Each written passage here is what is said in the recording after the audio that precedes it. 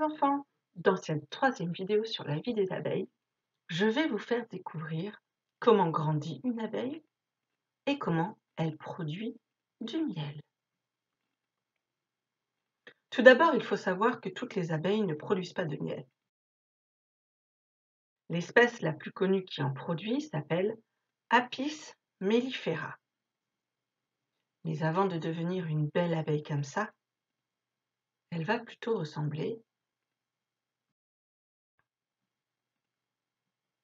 à un œuf. La reine va pondre jusqu'à 2000 œufs par jour. Elle va parcourir les rayons de cire pour choisir dans quel alvéole elle va pouvoir pondre.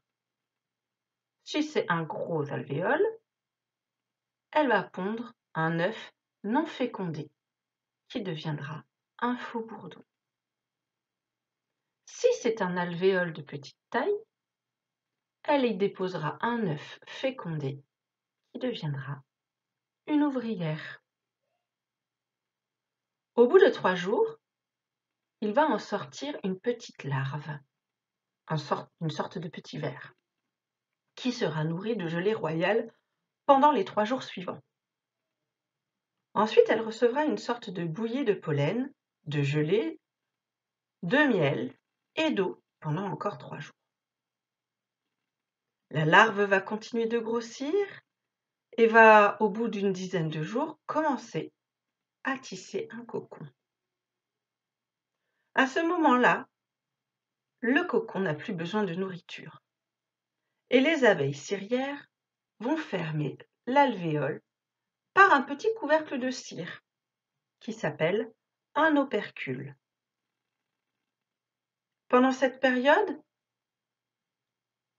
la larve va se transformer en nymphe.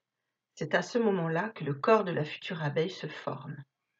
Maintenant, c'est une adulte. Elle va pouvoir sortir et commencer sa vie d'adulte. Pour sortir de son alvéole, elle va devoir déchirer avec ses mandibules l'opercule de cire qui l'a protégée. Son premier métier sera donc de nettoyer son alvéole. Ce sera son métier de nettoyeuse. Sais-tu qu'une ouvrière qui naît au printemps va vivre entre 5 à 6 semaines, alors qu'une ouvrière qui naît en automne va vivre, elle, entre 4 à 6 mois. Le dernier métier de l'abeille avant de mourir sera celui de butineuse. Sans elle, la colonie n'a pas de nourriture, elle ne peut pas survivre. C'est son rôle principal. Voler de fleur en fleur pour récolter le nectar avec sa langue et le pollen avec ses pattes et ses poils. Le nectar est un liquide sucré produit par les fleurs. Pour les récolter, la butineuse pénètre dans la fleur et aspire le nectar avec sa langue. Le pollen, lui, est formé de milliers de grains minuscules enfermés dans des genres de sacs au bout des étamines. Lorsque la butineuse visite la fleur, elle se frotte au sac qui se déchire. Son corps se couvre alors de pollen. Grâce aux brosses et aux peignes situés sur ses pattes, l'abeille forme une boule de pollen qu'elle place dans la corbeille. C'est un petit creux qui se trouve sur sa 3e paire de pattes.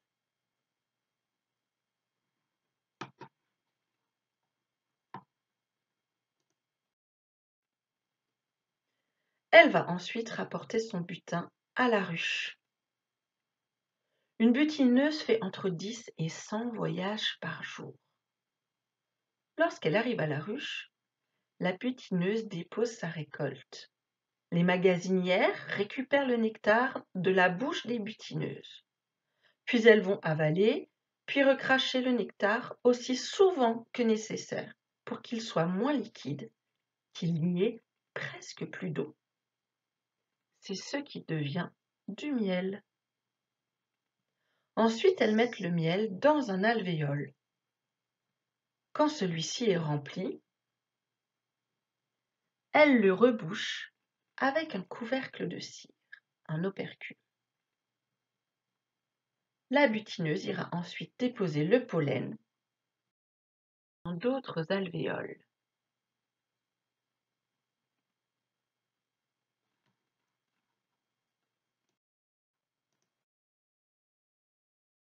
Tu sais maintenant comment l'abeille produit du miel.